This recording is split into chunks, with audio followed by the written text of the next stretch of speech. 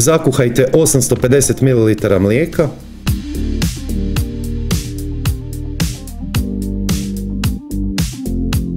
ribani kokos 200 g, odmah dodajte vruće mlijeko i promiješajte.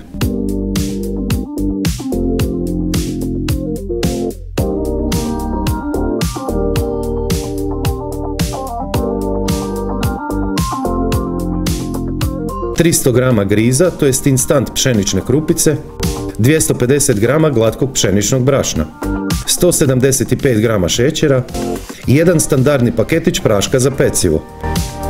Opcionalno ako imate, 1 vanil šećer. Prstohvat soli. Opcionalno ako imate koricu pola nešpricanog limuna. Dobro promiješajte.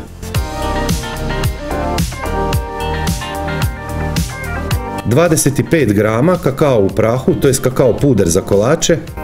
Prosijavanjem ćete se riješiti grudica. Dobro promiješajte.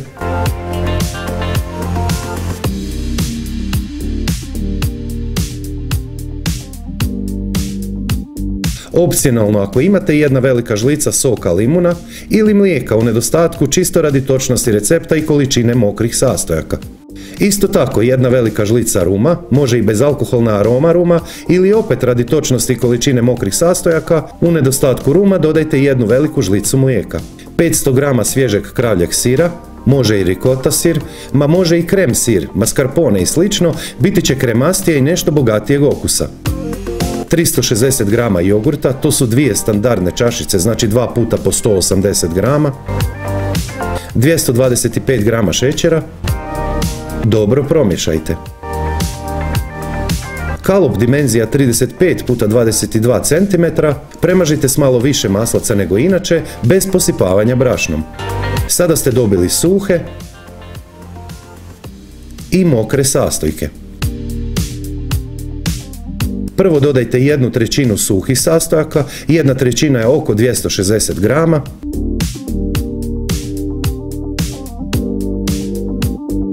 Pa dodajte polovicu mokrih sastojaka, polovica je čak oko 1070 g.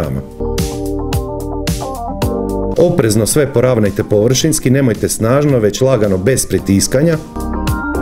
Sada dodajte drugu trećinu, to jest drugih oko 260 g suhih sastojaka. Lagano samo površinski poravnajte.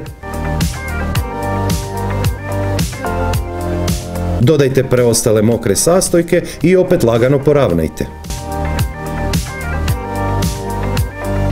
Preostala trećina, to jest preostalih 260 g suhih sastojaka,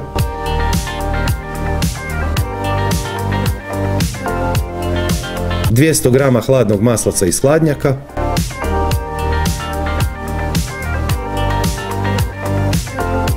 pecite odmah u sredini prethodno zagrijane pećnice na 170 stupnjeva s uključenim gornjim i donjim grijačima narednih 45 do 55 minuta. Sve ovisi koliko su jaki grijači vaše pećnice, pa pogledajte unutra s vremena na vrijeme. Ipak, kolač mora biti dobro pečen, nemojte ga slučajno prerano izvaditi van. Nemojte ga rezati vrućeg, ohladite ga barem sat vremena prije rezanja, najbolje ga je poslužiti potpuno ohlađenog iz hladnjaka. Čuvajte ga u nekoj posudi s poklopcem u hladnjaku, tako može stajati oko 7 dana. Hvala od srca na donacijama, to je daleko bolje od pretplate, jer onda bi moj sadržaj bio dostupan samo onima koji ga plate. Ovako i dalje baš svi mogu gledati recepte iz Sašine kuhinje. Link za donacije se nalazi odmah ispod videa niže u opisu. Također ispod videa niže u opisu je pisani recept, popis sastojaka, postupak i još savjeta oko pripreme koji nisu stali u ovaj video.